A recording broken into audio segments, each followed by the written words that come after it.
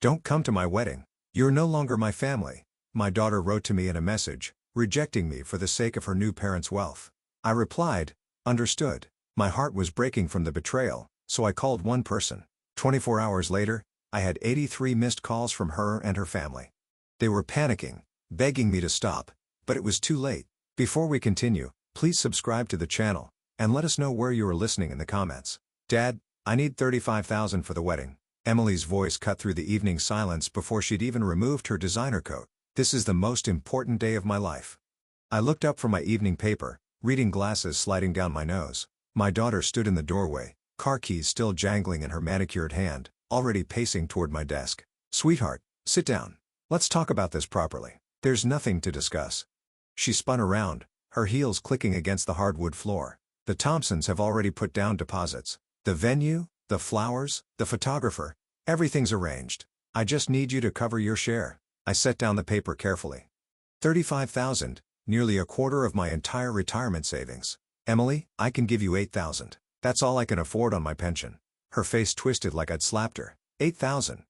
That's pathetic. I walked to my desk, pulled out the bank statements from the bottom drawer. The numbers were clear, printed in stark black and white. Look, honey, this is what I have after your mother's medical bills, after the funeral expenses. Don't you dare bring Mom into this. Emily knocked the papers from my hands. They scattered across the coffee table, landing beside framed photos of our family, back when we were whole. The Thompsons say a real father would find a way. Richard took out a second mortgage for his son's wedding. Margaret sold her grandmother's jewelry. I'm not Richard Thompson. No, you're not. Her voice cracked with frustration. You're just content with mediocrity, content with this tiny house, this tiny life, this tiny pension. I knelt to gather the scattered statements. My wife's photo smiled up at me from the floor. The woman who'd taught Emily about kindness, about family loyalty. The woman who died believing our daughter would take care of me in my old age. The wedding dress alone cost more than you're offering, Emily continued, now standing over me. Do you know how embarrassing it is when they ask about my father's contribution? When I have to explain that my dad used to be somebody, but now he's just what, Emily? She hesitated, but only for a moment. Just a failure. The Thompsons are right about that much. The words hung in the air like smoke. I remained crouched by the coffee table, bank statements in one hand, my wife's photograph in the other. I see. My voice came out steady, quieter than I'd expected. And what do you think your mother would say about this conversation? Emily grabbed her purse from the chair. Mom would want me to be happy. She'd want me to have the wedding I deserve. Would she? But Emily was already at the door. I'll give you a week to figure it out. Find the money, Dad. Because I'm not backing down. The door slammed shut. Through the window, I watched her BMW pull out of my driveway. The car the Thompsons had bought her as an engagement gift. I sat back on my heels, still holding my wife's picture. Margaret's eyes seemed different now. Sadder somehow. As if she too had heard our daughter's words. The house settled into silence. Bank statements lay scattered around me like fallen leaves. Proof of a modest life honestly lived.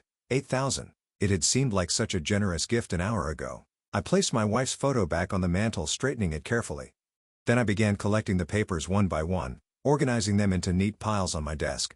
$35,000. The Thompsons were right about one thing. I wasn't the kind of father who could write that check, but perhaps it was time they learned exactly what kind of father I really was. The coffee had gone cold while I stared at my phone screen. Morning light filtered through the kitchen window, illuminating the Facebook notification that had just arrived. Emily Martin Thompson shared a post. My thumb hovered over the notification. We'd barely spoken on social media since her mother's funeral, but I'd kept her as a friend anyway. A father's stubborn hope, perhaps. I tapped the screen. Finally found real parents. Thank you, Richard and Margaret, for making dreams come true. Blessed. New family. Wedding planning. The words hit like a physical blow. Real parents. The coffee mug slipped from my fingers, clattering against the kitchen table. Below the text, 3 photos loaded slowly on my aging phone. Emily in an elegant bridal salon surrounded by mirrors in white silk. Margaret Thompson adjusting a veil behind her, both women beaming. Richard Thompson in the background, platinum credit card already in hand at the register. Likes, 53 comments and counting. Such lucky parents to have you. Your new family is absolutely perfect. The Thompsons are angels. I scrolled through comment after comment, each one twisting the knife deeper. Not one mention of me. Not one acknowledgement that I'd raised this woman for 28 years, held her through nightmares, paid for her college, walked her through her mother's death. Real parents. Who was I then all those years? My hands trembled as I screenshot the post, then the photos, then the comment thread. Professional habit from my banking days, document everything. I created a new folder on my laptop. Emily. Evidence. The banker in me was already working even as the father in me bled. The dress and the photos cost more than my monthly pension. The salon looked like something from a magazine. All crystal chandeliers and marble floors. Emily's smile was radiant. Her arms wrapped around Margaret like she'd never hugged me that way, but it was the third photo that broke me completely. The three of them together, Richard, Margaret, and Emily, posed like a perfect family portrait. Richard's hand on Emily's shoulder, protective and proud. Margaret holding Emily's hands, maternal and warm. Emily between them looking genuinely happy in a way I hadn't seen since before her mother got sick. They looked complete without me. I refreshed the page. 67 comments now. The likes climbing steadily. My daughter's public declaration of abandonment, celebrated by hundreds of strangers who didn't know I existed. The house felt smaller suddenly, filled with photographs of a life Emily had apparently decided didn't matter. Wedding photos of her mother and me, baby pictures, family vacations, all of it reduced to nothing by a social media post and 3 carefully staged photographs. My phone buzzed against the table. A text message from Emily. Dad, did you see my post? The Thompsons wanted everyone to know how grateful I am for real support. Still waiting for your answer about the money. 2 hours passed in a haze of rereading comments and screenshots. The Facebook metrics kept climbing. 200 likes now. Nearly 100 comments celebrating my daughter's new family. Each notification felt like another small cut. My phone buzzed again. Emily. I stared at the screen for a long moment before opening the message. After everything this morning had already brought, I wasn't sure I could handle more. Don't come to my wedding. You're not my family anymore? The words hit differently than the Facebook post. Public humiliation was one thing. This was personal execution. Final.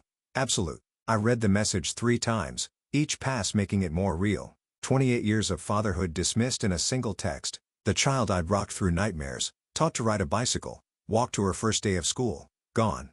My hands trembled as I typed responses. Deleted them. Typed again. Emily, please. We can work this out. Delete. How can you say that to your own father? Delete. After everything I've done for you. Delete. Finally, I typed 2 words. I understand. Sent.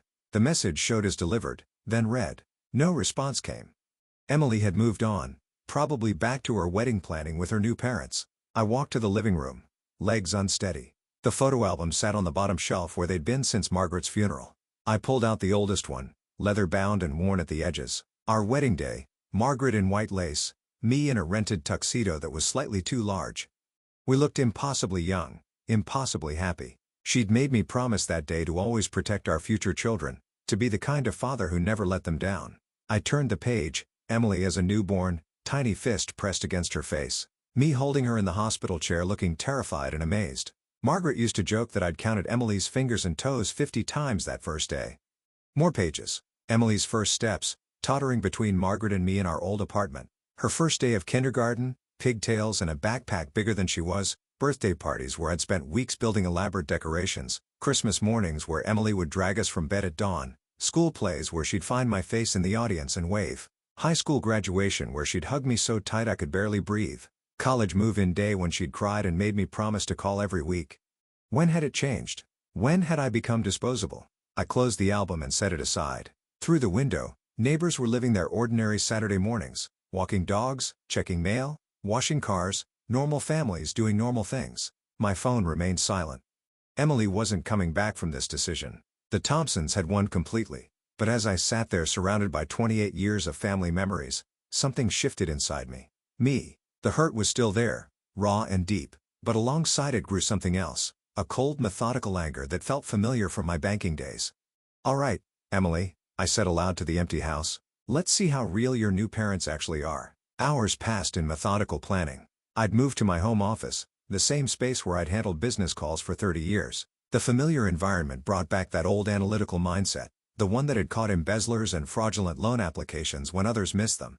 My address book sat open on the desk, pages yellowed with age. Stephen Clark, Private Investigations. I'd written his number carefully in blue ink 5 years ago when he'd left the bank to start his own firm. Call if you ever need anything, he'd said at his farewell party. The business card was tucked between the pages. Professional gray with black lettering, discreet, but confident. Stephen had always been thorough, methodical, the kind of man who found answers others couldn't. I dialed his number. Stephen Clark Investigations. Stephen, it's Bob Martin. Pause. Bob? Bob Martin from First National. It's been years. Good evening, Stephen. I hope I'm not calling too late. Not at all. What can I do for you, Bob? This is unexpected. I settled back in my desk chair, choosing my words carefully. I need some information about Richard and Margaret Thompson here in Spokane. Complete background check. Another pause. Longer this time. What's going on, Bob? This isn't like you. Let's just say I want to make sure I can trust some new relatives. Stephen's tone shifted to business mode. I see. What kind of scope are we talking about? Everything. Financial background? Business practices? Property holdings? Legal issues? They own Thompson's fine dining downtown. I want to know exactly who these people are. That's comprehensive work, Bob. I'll need about a week for thorough results. My rate for full background investigations is $3,000, but for an old colleague, he paused thinking, $2,000 advance, the rest on completion, $2,000, a quarter of what Emily had demanded for her wedding. It felt appropriate somehow. That works. What do you need from me? Full names, addresses if you have them, business names. I'll start with public records, corporate filings, tax liens, anything that shows up in the system. Is there anything specific you're looking for? I thought about Emily's BMW, the expensive bridal salon, the easy way Richard had pulled out that platinum credit card. I'm particularly interested in their business practices, how they make their money, whether everything is legitimate. Understood. The kind of deep dive that looks at cash flow patterns, vendor relationships, tax compliance. Exactly. The banking terminology felt natural, comfortable. This was what I did best, following money trails, spotting inconsistencies. I'll send you my contract and payment information by email tonight. Should have preliminary results by next Friday. Complete report the week after. Perfect. I opened my laptop checking my online banking. The $2,000 would barely dent my savings. And if Stephen found what I suspected he might, it would be worth every penny. Bob, can I ask what brought this on? You sound different. I stared at the framed photo on my desk. Emily's high school graduation, both of us smiling. It felt like looking at strangers now. Sometimes you discover people aren't who you thought they were, Stephen, and sometimes you need to know exactly who you're dealing with. Fair enough. I'll be in touch soon. The line went dead. I set the phone down and opened my email, waiting for Stephen's contract. For the first time since Emily's visit yesterday, I felt something other than pain. I felt purpose. My phone buzzed, a new message from Emily. 3 days of silence had an interesting effect. My phone showed 83 missed calls. I'd kept a careful record in my old banking ledger. 17 from Emily the first day, 15 the second, 15 more today. Richard Thompson had called 23 times, his messages growing shorter and more demanding. Even Jason had called 13 times, his voice increasingly uncomfortable as he tried to mediate a situation he clearly didn't understand. Day 1 had started with curiosity. Emily's first voicemail came at 7 a.m. Dad, maybe I was too harsh yesterday. We should talk about this properly. Call me back when you get this. Her tone was testing, probing, still entitled, but with a crack of uncertainty. By evening, she'd called 6 more times. Day 2 brought frustration. Richard Thompson's voice boomed through my speaker during my morning coffee. Mr. Martin, we need to talk like men. This silent treatment isn't helping anyone. Emily's upset, and frankly, so are we. 27 calls that day. I'd mowed the lawn while my phone vibrated frantically on the kitchen counter, muted but insistent. Each buzz felt like a small victory. Today was different. Desperation had crept into their voices. Emily's latest message left an hour ago while I was grocery shopping. Dad, please call me back. I want you to come to the wedding. I'm sorry, okay? I'm really, really sorry. We can work this out. The Thompsons think maybe we all said things we didn't mean.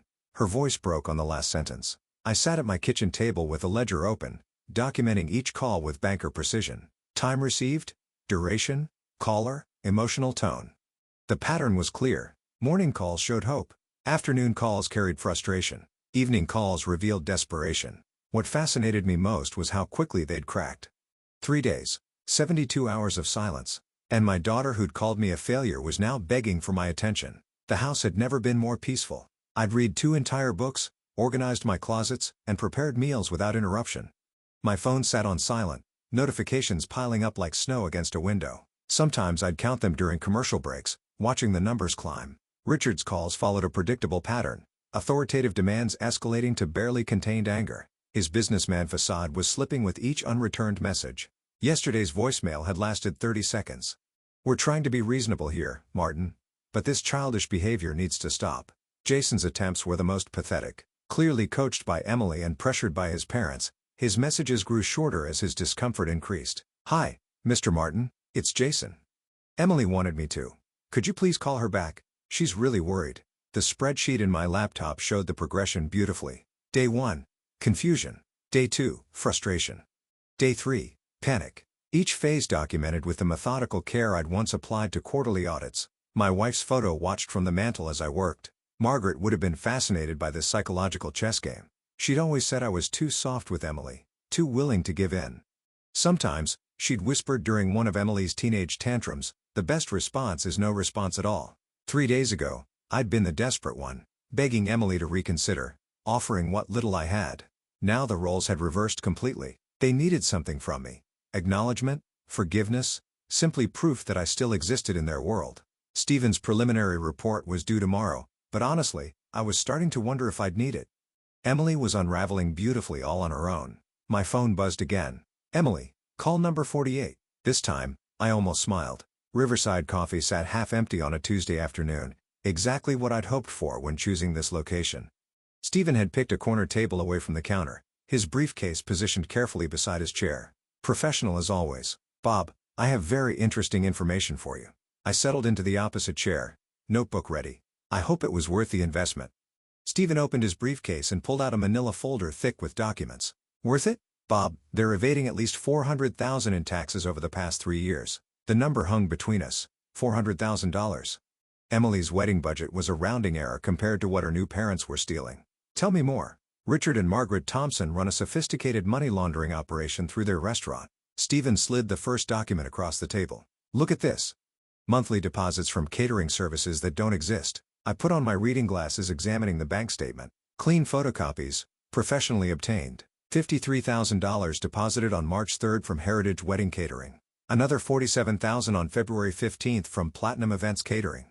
I called these companies, Stephen continued. Half don't exist. The other half never worked with the Thompsons. My banking training kicked in automatically. What's their declared income versus actual lifestyle? Officially, $80,000 annually from the restaurant. Unofficially, Stephen pulled out property records, $2,300,000 mansion purchased last year, BMW payments that exceed their monthly declared income, country club memberships costing more than most people make. I flipped through the documents methodically, tax returns showing minimal profits, while bank statements revealed consistent large deposits. The discrepancy was staggering and legally devastating. The restaurant's legitimate revenue barely covers operating costs, Stephen explained. Everything else comes from phantom catering jobs, inflated supply invoices, and cash payments from unnamed sources. Have you documented the pattern? 3 years of records. Watch this progression. Stephen laid out bank statements chronologically, starting small. $5,000 here, $8,000 there. By last year, they're processing $60,000 monthly in fake invoicing. Each page told a story my trained eye could read perfectly. Structured deposits designed to avoid reporting requirements, invoice dates that didn't correspond to actual events, client names that led to disconnected phone numbers. They're not just stealing from the government, I said, connecting the dots. This level of sophistication suggests they're cleaning money for other people too. Exactly what I thought. Former banker's instincts, right? Stephen grinned. That's why they can afford Emily's wedding demands so easily. It's not their money they're spending. I set down the documents and leaned back. Emily had chosen criminals over her own father, people whose generosity came from theft and fraud. The irony was almost perfect. How solid is this evidence? Solid enough for the IRS, the State Revenue Department, and probably federal investigators. I've documented everything through legal channels, public records, legitimate business inquiries, nothing that can't be used in court. Stephen pulled out a final folder. There's more if you want it. Personal banking records will take another week, but I can trace exactly how they're moving money between accounts. Do it. I didn't hesitate. The additional cost was irrelevant now. As Stephen packed the documents, I made careful notes in my own ledger. Account numbers, dates, amounts. The same methodical record-keeping that had built my banking career would now destroy Emily's new family. Bob, can I ask what you're planning to do with this information? I closed my notebook and looked across the CAF. Normal people living normal lives, paying their taxes, following the law. Unlike the Thompsons who'd bought my daughter's loyalty with stolen money. I'm gonna make sure the right people see these documents, Stephen. And your family situation? Let's just say some relationships need to be examined very carefully. Stephen nodded, understanding the boundaries. He'd given me exactly what I needed, proof that Emily's real parents were criminals. My phone buzzed. Emily again. Call number 49. This time, I answered. 3 days after my meeting with Stephen, the doorbell rang. I looked through the peephole. Emily stood on my front steps, clutching a bouquet of white roses, my late wife's favorite. Her eyes were red-rimmed, her usual perfect makeup smudged. She looked exactly like someone who'd spent days calling a phone that never answered. I opened the door. "Dad, I know I hurt you. But you understand. Weddings are stressful." "Of course, sweetheart, I understand." She blinked, clearly expecting more resistance. The flowers trembled slightly in her hands. "May I come in?" I stepped aside, gesturing toward the living room. "Let me put those in water for you." As I arranged the roses in Margaret's crystal vase, Emily perched on the edge of the sofa like a nervous bird. Her eyes darted around the familiar room, taking in the family photos that contradicted her Facebook declaration about real parents. "I'll make us some tea," I said, moving toward the kitchen. "Dad, wait." Her voice cracked slightly. "About what I posted on Facebook. People misunderstood. When I said real parents, I didn't mean. I meant supportive. You know? People who could help with the wedding." I filled the kettle methodically. Of course, the message I sent was harsh too. I was angry, and the Thompsons were. They were so disappointed that we were fighting. They said family should stick together. Wise advice. Emily followed me into the kitchen, hovering while I selected cups and tea bags. Earl Grey for both of us. Another small reminder of our shared history. "So you'll come to the wedding? The Thompsons really want to get to know you better. Richard says he'd like to have a proper conversation man to man." "I'm sure he would. We'll see." "Dad, I know $35,000 was a lot to ask, but you have to understand. This is my dream wedding. The Thompsons have been so generous, and they wanted me to have everything perfect." She paused, watching me pour the hot water. "They're not trying to replace you. They're able to do things you can't." "Like what exactly?" "Well, they understand the restaurant business. They know important people. They can open doors for Jason and me." That she trailed off, realizing how that sounded. "That I can't." "That's not what I meant, but we both knew it was." I carried the tea tray to the living room, letting her follow. She sat across from me, cradling her cup like a prayer offering. "The wedding's in 6 weeks," she said quietly. "April 8th. The venue is gorgeous. Thompson's Fine Dining's private event space. Richard's closing the whole restaurant for us." "How generous of him." "Dad, please don't be like this. I'm trying to apologize. I'm trying to make things right." I sipped my tea, studying my daughter's face. She looked genuinely distressed, genuinely sorry, but underneath the apology was still that familiar entitlement, that assumption that her needs should come first. "You called me 49 times, I said finally. She flushed. I was worried. "You never ignore my calls." "Maybe I should have ignored them more often." "What's that supposed to mean?" "Nothing, sweetheart. Tell me more about the wedding plans." Emily brightened, apparently taking this as encouragement. "The ceremony's at 4, reception immediately after. We're expecting about 200 guests. The Thompsons know so many people, business associates, country club friends. It's gonna be beautiful." I nodded, making appropriate sounds while she described flowers and music and menu choices that cost more than most people's monthly salaries, all funded by tax evasion and money laundering, though she had no idea. "So you'll walk me down the aisle?" she asked finally, her voice small and hopeful. I set down my teacup and looked at her directly. "Emily, do you remember what your mother used to say about family?" "She said a lot of things. She said family isn't about who can give you the most expensive things. It's about who shows up when things get difficult." Emily's face tightened. "The Thompsons have shown up for me." "Have they?" "Yes. They've given me everything you couldn't. They've treated me like their own daughter." "Is that what you want? To be their daughter instead of mine?" "I want both." The words burst out of her raw and frustrated. "Why can't I have both?" I stood up, collecting the empty teacups. "Because, sweetheart, some choices have consequences." She followed me back to the kitchen, hovering anxiously while I rinsed the dishes. "Dad, the Thompsons want to invite you for dinner tomorrow night. They want to clear the air. Start fresh. Richard thinks maybe we all got off on the wrong foot." I dried my hands carefully, considering dinner with the Thompsons, a chance to see the criminals up close, to observe how they operated, to study my enemies before I destroyed them. I dried my hands carefully, considering dinner with the Thompsons, a chance to see the criminals up close, to observe how they operated, to study my enemies before I destroyed them. "What time?" I asked. Thompson's Fine Dining occupied a corner building downtown, all glass and steel with valet parking. I'd driven past it countless times, never imagining I'd enter as the father of a family that owned it through tax fraud. Emily waited by the hostess stand, practically vibrating with nervous energy. "Dad, you came. They're already here. Table 12, Richard's favorite spot." The dining room gleamed with polished wood and crystal. Expensive art, clientele and clothes that cost more than my monthly pension, the kind of place where money talks in whispers. Richard Thompson rose as we approached, extending his hand with practiced confidence. "Robert, welcome to our little place." Little place. The restaurant probably cost more than my house. Margaret remained seated, offering her hand like royalty. "We're so glad you could join us. Emily's been worried sick about this family situation." I took the offered chair, noting the prime location with clear views of the entire restaurant. Perfect for observing operations. "Well, we can't have Emily worried. This is her special time." "Exactly," Richard signaled the waiter. "Nothing but the best for our girl. Wine. I've got a 2018 Bordeaux that'll change your life. $200 wine." I nodded while mentally calculating how many fake invoices it took to afford such casual luxury. Emily beamed as Richard ordered for the table. Margaret launched into wedding plans, each element more expensive than the last. "The flowers alone are $12,000, she said casually. "But Emily deserves perfection." "She certainly does," I agreed, watching a man at the next table slide an envelope to a woman who pocketed it without looking. "No receipt. No record. Classic money laundering." "Of course," Richard leaned back. "We understand your limitations. Fixed income, modest savings. That's why we stepped in. Emily needed real support. Real support from criminals. I appreciate your generosity. Emily's always dreamed of a beautiful life, and she'll have it." Margaret's voice carried that tone wealthy women used for charity cases. "We can give her things that others simply can't." I sipped the expensive wine, watching staff exchange documents at various tables. Cash changed hands, envelopes disappeared, and the Thompsons presided over it all with casual authority.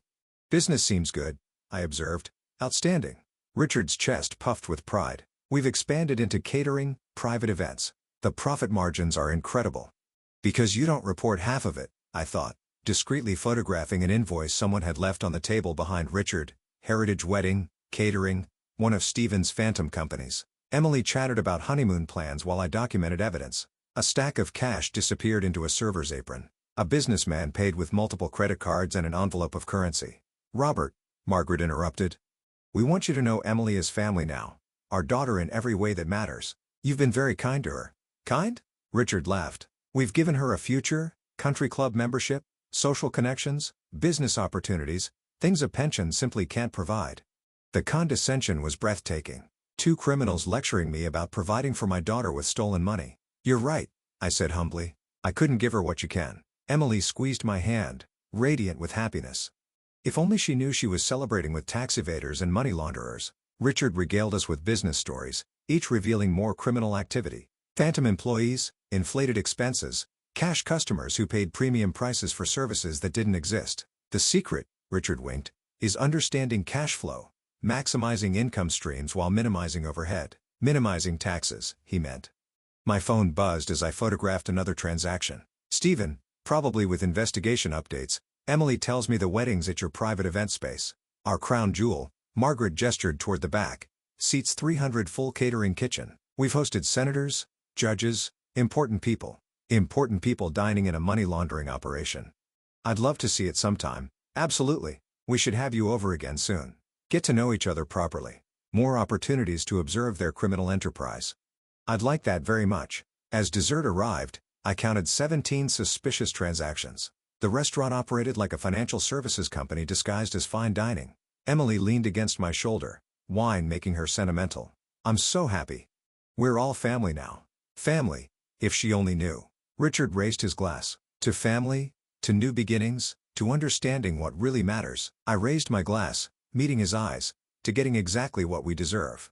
The week that followed passed in methodical preparation. I'd cleared my dining room table, transforming it into a command center. Stephen's investigation file sat in neat stacks beside my own photographs from the restaurant. Everything organized with the same precision I'd once applied to quarterly audits. Stephen arrived Tuesday morning with his final report, a thick manila envelope that felt heavy with consequences. "Bob, this is enough to put them away for 5 years minimum." I opened the folder scanning pages of documented fraud, bank records, fake invoices, tax returns that bore no resemblance to their actual lifestyle. Professional, thorough, devastating. "I don't want them in prison, Stephen. I want Emily to see the truth." He raised an eyebrow. "That's not what I expected. Prison would be too private, too clean." I set down the documents. "Emily chose them over me because of their money. She should know where that money really comes from." Stephen packed his briefcase, our professional relationship concluded. I walked him to the door, then returned to my war room. The next 3 days blurred together in careful preparation. I digitized every document, creating backup copies on 3 different devices. The banker in me insisted on redundancy. If one system failed, the others would preserve the evidence. Thursday morning, I drafted my complaint to the IRS. 12 pages of detailed allegations supported by photographs and financial records. I'd written similar reports during my banking career, but never with such personal satisfaction. Richard and Margaret Thompson have systematically evaded federal taxes through falsified business records and money laundering operations. I typed. The enclosed evidence documents over $400,000 in unreported income spanning 3 years. I printed 3 copies, sealing them in separate envelopes for different federal agencies, the IRS, the State Revenue Department, and the FBI's Financial Crimes Unit, a coordinated attack that would hit them from multiple directions. But the federal investigation would take months to develop. Emily's wedding was in 5 days. Friday evening, I assembled my special wedding gift, a leather portfolio containing copies of every incriminating document arranged chronologically to tell the story of systematic fraud, bank statements, fake invoices, restaurant photographs, tax returns, a complete picture of criminal enterprise. On the cover page, I wrote a simple note for Emily so you can see who your real parents actually are. Love, Dad. Saturday, I drove to 3 different post offices, mailing the federal complaints from separate locations, anonymous tips that would trigger investigations within weeks. By the time the Thompsons realized what was happening, their financial empire would be under federal scrutiny. Sunday morning brought a call from Emily. Dad, I'm so excited you'll be there Tuesday. Margaret's been planning something special. She wants to give a speech about family and how grateful they are to have you as part of theirs. Margaret Thompson giving the speech about family values while running a criminal enterprise. The irony was perfect. That sounds lovely, honey. And Dad, I know I was awful to you before, but having dinner with them made me realize we can all be family together. The Thompsons really care about making you feel included. I'm looking forward to it. After hanging up, I returned to my dining room table. The portfolio sat ready, waiting for the perfect moment. Emily's wedding day would become the Thompson family's day of reckoning. I opened my laptop and composed one final email, scheduling it to send automatically if I didn't cancel it within 72 hours. My insurance policy, a complete evidence summary, directed to the local newspaper's investigative reporter. The subject line read Local Restaurant Owners $1 Million Tax Fraud Scheme. Monday passed quietly. I pressed my best suit, polished my shoes, and reviewed the evidence portfolio one final time. Everything was perfect. Chronological, comprehensive, undeniable. That evening as I prepared for bed, my phone buzzed with a text from Emily. See you tomorrow, Dad. Can't wait for you to be part of our family celebration. I set the phone aside and looked at the portfolio on my dresser. Tomorrow, Emily would discover what kind of family she'd really chosen. Tomorrow, the Thompsons would get exactly what they deserved. The ceremony hall gleamed with white roses and crystal chandeliers. $12,000 worth of arrangements, more than I'd offered Emily for her entire wedding. The venue was perfect, elegant, expensive. Everything the Thompsons wanted their money to buy. Emily appeared in the doorway, radiant in silk and lace. Her face lit up when she saw me. Dad, you're here. She rushed over, her dress rustling like expensive paper. Behind her, Margaret Thompson supervised photographers with the authority of someone who'd paid for everything. I have something for you, I said, reaching into my jacket. The sealed envelope felt warm against my fingers. A special wedding gift. Make sure you open it tonight when you have time to read it properly. Emily took the envelope, eyes bright with curiosity. What is it? Something important. Something that will help you understand your new family better. She hugged me, still clutching the envelope. Thank you for being here, Dad. Having you accept the Thompsons means everything to me. I watched her tuck the envelope into her bridal bag, next to her lipstick and tissues. Such a small package to contain such explosive information. Guests began filing in. 200 people in their finest clothes, all here to witness Thompson generosity. I recognized faces from the restaurant, business associates who'd probably participated in money laundering without knowing it. Richard Thompson appeared beside me in his designer tuxedo. Robert, Emily looks beautiful, doesn't she? She does indeed. We spared no expense today, only the best for our girl. He gestured toward the elaborate arrangements. Cost more than most people make in a year, but Emily deserves perfection. Perfection bought with stolen money. Margaret joined us, jewelry sparkling. Robert, we've seated you in the 3rd row, family section, but we wanted everyone to see Emily clearly. 3rd row, behind Thompson relatives and business partners. My role as father reduced to honored guest status. The musicians began playing. I found my assigned spot, noting how the Thompsons had arranged everything to showcase their importance. They sat in the front row like royalty, accepting congratulations from guests who praised their generosity. Such a beautiful wedding, the woman beside me whispered. The Thompsons have been so good to that girl. Emily appeared at the back of the hall, glowing with happiness. No traditional father-daughter walk. Richard Thompson had claimed that honor too, walking beside her as the man who'd made this day possible. I watched my daughter float down the aisle on the arm of a tax-evading criminal, her face radiant with joy. The ceremony began with elaborate readings about love and family values. Margaret dabbed her eyes with a silk handkerchief, playing devoted mother figure. Richard beamed with patriarchal pride, accepting whispered thanks from guests. "They've been like parents to her," someone behind me murmured. "So generous." I smiled and nodded, playing my part perfectly. The humble father, grateful for Thompson kindness. Jason recited his vows with nervous sincerity, overwhelmed by the wedding's grandeur. Emily responded with teary gratitude, thanking the Thompsons for making dreams come true. The photographer captured everything: the luxury, the emotion, the Thompson triumph. Perfect documentation of their victory over the modest bank auditor who couldn't provide for his daughter. As the ceremony concluded, guests rose in applause. Rice and flower petals filled the air while the couple kissed. Emily clutched her bridal bag tightly, the sealed envelope safely inside. Margaret approached me, all gracious smiles. "Robert, we're so pleased you could share this moment. Emily needed her father here to make it complete. Thank you for including me. We're family now. We'd love to have you for dinner again soon. Share more about our business, our success. You might find it educational." Educational indeed. "I'd like that very much." The receiving line formed. I watched Emily accept congratulations while clutching her bag. Every few minutes, she'd pat it gently, making sure my gift remained safe. In 6 hours, she'd be home, opening that envelope, reading about tax evasion and money laundering, learning exactly what kind of family values her real parents represented.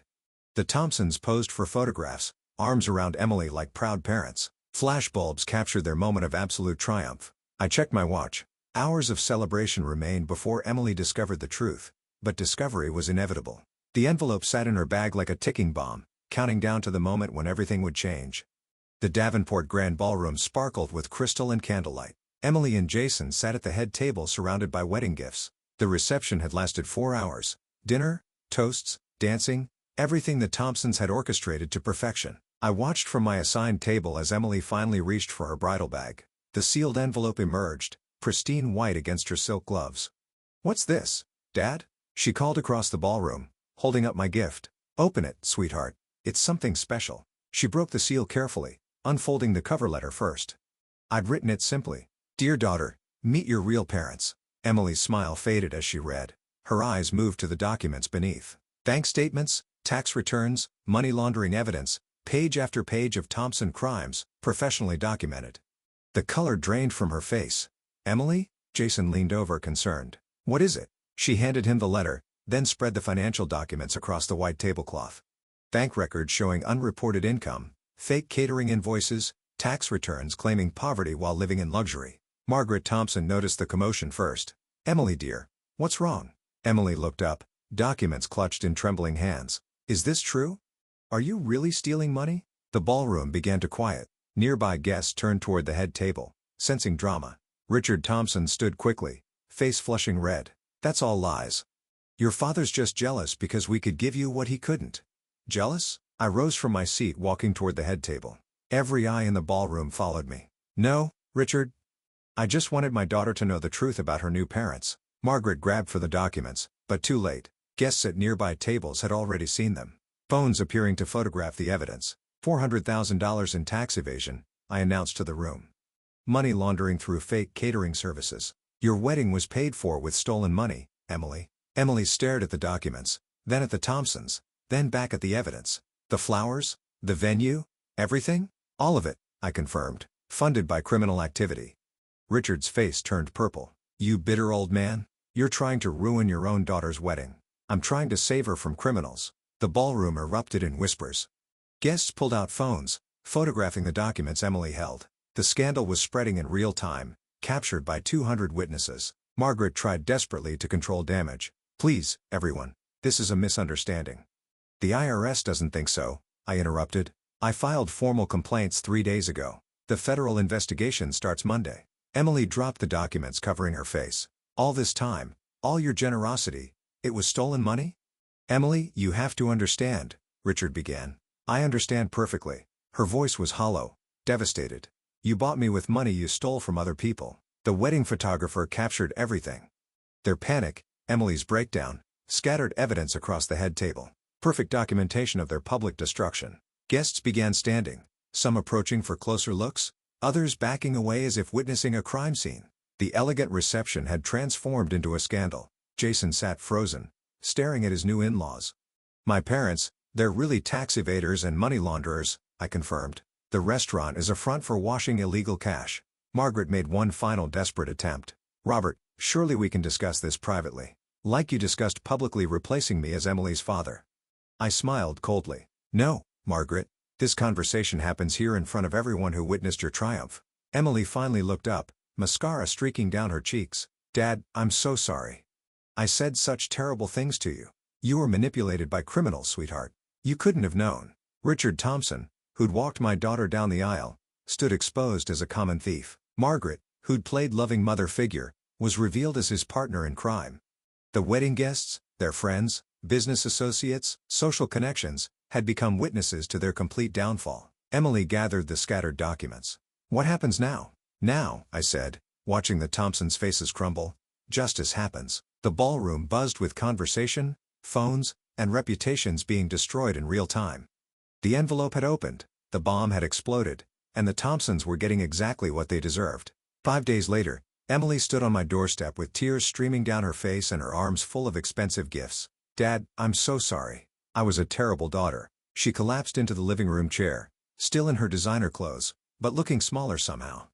The diamond earrings Margaret had given her caught the afternoon light, sparkling like guilt made manifest. "You're my daughter, Emily, and I'll always love you. But now you know the difference between people who really love you and people who just want to use you." She nodded, wiping her eyes with a tissue. "I brought everything back, all the jewelry, the clothes, the purse. I can't keep any of it now that I know where it came from." I watched her unpack the expensive items onto my coffee table. Thousands of dollars worth of gifts, each one a small bribe to buy her loyalty, the diamond bracelet Richard had presented so proudly, the designer handbag Margaret had insisted she needed. All of it tainted now by the truth. "How can you forgive me after everything I said to you?" "Because real love doesn't have a price tag, and that's something the Thompsons will never understand." Emily picked up one of the family photos from the mantel, her mother holding her as a baby. "I wish Mom were here. She would have seen through them, wouldn't she? Your mother always said the most expensive gifts often come with the highest cost." "The IRS came to their restaurant yesterday," Emily said quietly, "closed it down, took boxes of records. Richard tried calling me, but I couldn't talk to them." I nodded. The federal investigation I'd triggered was moving faster than expected. "Good. They'll face justice through proper channels now. That's how it should be." Emily set down the photo and looked at me directly. "You could have just told me they were criminals. Why did you wait? Why did you let me go through with the wedding? Would you have believed me without proof? Or would you have thought your bitter father was just trying to ruin your happiness?" She was quiet for a long moment. "I would have chosen them. Even if you'd told me the truth, I would have chosen them because of their money. And now I understand why you always said the most important things can't be bought." We spent the afternoon going through old photo albums, pictures of Emily's childhood, family vacations on modest budgets, birthday parties in our small backyard. None of it glamorous, but all of it real. "I want to have a proper blessing," Emily said as we closed the last album. "Just us. Maybe a few real friends. Nothing fancy, nothing expensive. Just honest. I'd like that." Jason's devastated about his parents. He never suspected anything. "We're thinking of moving away from Spokane, starting fresh somewhere." "That might be wise." Emily gathered up the expensive gifts, placing them carefully in shopping bags. "I'll donate these to charity. Someone might as well get some good out of them. Your mother would be proud of that decision." As she prepared to leave, Emily hugged me tightly. "I'm sorry it took criminals and a federal investigation for me to realize what I already had. The important thing is that you understand now. Will you walk me down the aisle at the real ceremony?" "I'd be honored." After she left, I sat in my living room surrounded by family photos and memories. The expensive gifts were gone, replaced by something much more valuable. My daughter's love and respect earned honestly this time. My phone rang. "Stephen Clark. Bob, you've been watching the news?" "Some of it." "Thompson's fine dining is finished. The IRS found enough evidence to prosecute for tax evasion, money laundering, and fraud. Richard and Margaret are looking at serious prison time." "Good. The local paper wants to interview you." "Hero father exposes criminal in-laws to save daughter. Interested?" I looked at Margaret's photo on the mantel, then at the family albums scattered across the coffee table. "No, Stephen. Some victories don't need publicity." I hung up and returned to my photo albums. In a few weeks, Emily would have her honest wedding blessing. Simple, modest, Real. Everything that Thompson's extravaganza wasn't. Outside, spring was turning to summer in Spokane, the season of new beginnings. My phone buzzed with a text from Emily. "Thank you for loving me enough to tell me the truth even when it hurt." I smiled and set the phone aside. Justice had been served. My daughter was safe, and sometimes that's exactly enough.